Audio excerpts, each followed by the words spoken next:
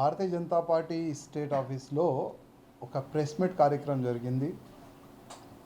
అదే press meet కార్యక్రమంలో కొన్ని నాపైన టార్గెట్ చేయడానికి మా మిత్రులు కొంతమంది ప్రయత్నం చేసినారు.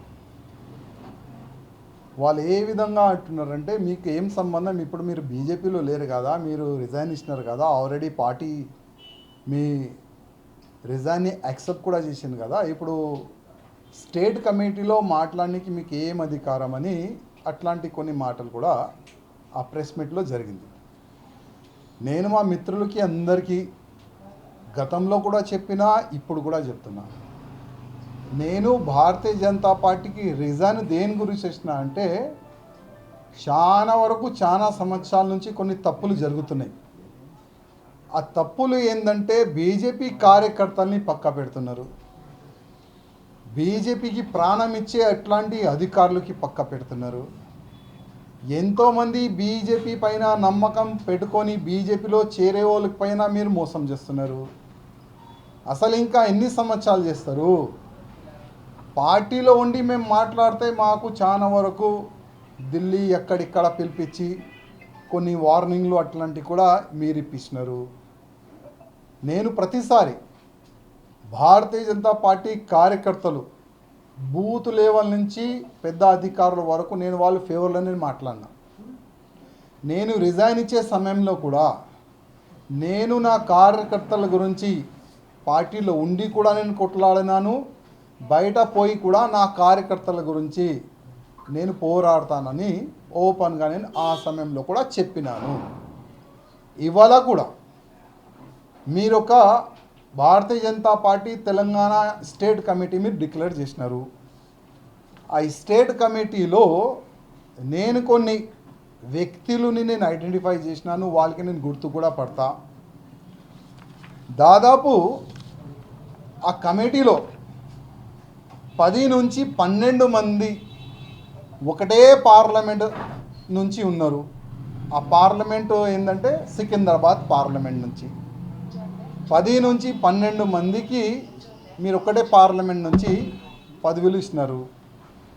అదేవిధంగా మళ్ళా రూరల్ అవసరం లేదా, అక్కడ ఎంతమందికి ఇస్తున్నారు పోస్టులు? నేను మా కార్యకర్తల గురించి నేను మాట్లాడుతున్నాను. ఇవాళ మీరు కమిటీ వేసిన ప్రతి ఒక్క అధికారులు ఎక్కడుంటారు? ఒకసారి బీజేపీలో ఒక మీటింగ్ జరుగుతుంది. ఆ మీటింగ్లో నేను కూడా అప్పుడు ఒక్కటే కదా ఎమ్మెల్యే, అప్పుడు నేనే ఫ్లోర్ లీడర్ ఉండే. అప్పుడు మీటింగ్ జరిగితే నేను మీటింగ్లో ఏమన్నా అంటే, అధ్యక్ష వారు, మీరు స్టేట్ కమిటీలో ఎట్లాంటి వ్యక్తులకి పోస్ట్ ఇవ్వాలంటే ఆయన జిల్లాలోనే ఉండాలి.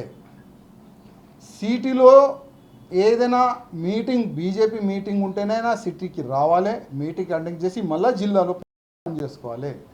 జిల్లాలోనే ఉండే అట్లాంటి మంచి కార్యకర్తల్ని ఐడెంటిఫై చేసి మీరు ఆయనకి పోస్ట్ ఇస్తే ఆ జిల్లాకైనా మంచి చేసుకుంటాడు, ఆ జిల్లాకైనా గట్టికి చేసుకుంటారు అని ఆ సమయంలో కూడా నేను ఒక ప్రపోజల్ పెట్టినా.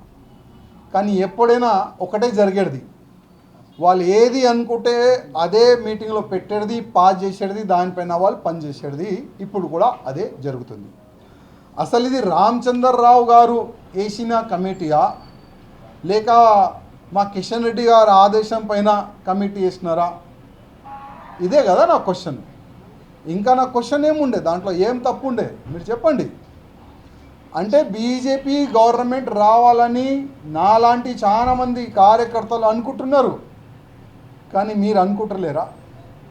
అసలు ఈ కమిటీతోని మీరు బీజేపీ గవర్నమెంట్ తెలంగాణలో తీసుకొని వస్తారా? కొద్దిగా చెప్పండి. ఒకవేళ నెక్స్ట్ ఎన్నికల్లో ఇదే కమిటీతోని మీరు తెలంగాణలో బీజేపీ గవర్నమెంట్ తెచ్చుకున్నారంటే నేను రాజకీయ సన్యాసం తీసుకుంటాను. ఎందుకంటే ఇవాళ నేను ప్రతి ఒక్క వ్యక్తికి నేను గుర్తుపడతాను, వాళ్ళకి నా శుభాకాంక్షలు. ఓకే, మీరు ఎన్నో సంవత్సరాలు కష్టపడ్డారు, ఇవాళ మీకు స్టేట్ కమిటీలో పోస్టు దొరికింది, శుభాకాంక్షలు. కానీ నా క్వశ్చన్ ఏంది, ఈ కమిటీతోని మీరు గవర్నమెంట్ ఫామ్ చేస్తారా వచ్చే ఎన్నికల్లో? నాకైతే కష్టం కనబడుతుంది.